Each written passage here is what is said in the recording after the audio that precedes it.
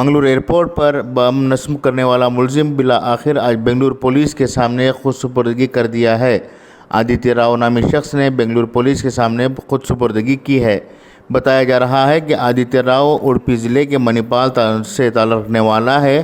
آدتیہ راؤ کے بارے میں معلومات ہوئی ہے کہ اس نے بدھ کے دن صبح بنگلور ڈی جی پی اور آئی جی پی کے دفتر پر خود کو پولیس کے حوالے کیا، جس کے بعد اسے پوچھ تاچھ کے لیے ہلسور پولیس اسٹیشن لے جایا گیا۔ آدتیہ راؤ کی خود سپردگی کے بعد سوشل میڈیا پر اس بات کا بھی انکشاف کیا جا رہا ہے کہ اس کا تعلق RSS کے ساتھ ہے اور وہ کلڑ کا پربھاکر کے ساتھ رہ چکا ہے۔ اس کی تصویر بھی سوشل میڈیا پر گردش کر رہی ہے۔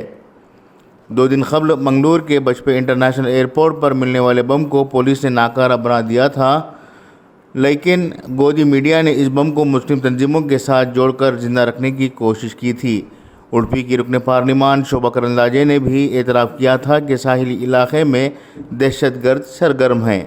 اب آدتیہ راؤ کی خود سپردگی کے بعد یہ بات واضح ہونے لگی ہے کہ کلڑ کا پربھاکر جیسے لوگوں کی موجودگی سے ساحلی علاقے میں دہشت گردوں کی موجودگی ہو سکتی ہے۔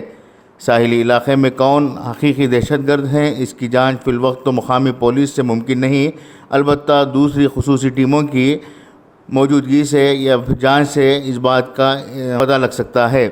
آدتیہ راؤ کے چہرے پر نہ مونچھیں ہیں نہ ہی داڑھی، اس لیے وہ ذہنی مریض کہلایا جا رہا ہے۔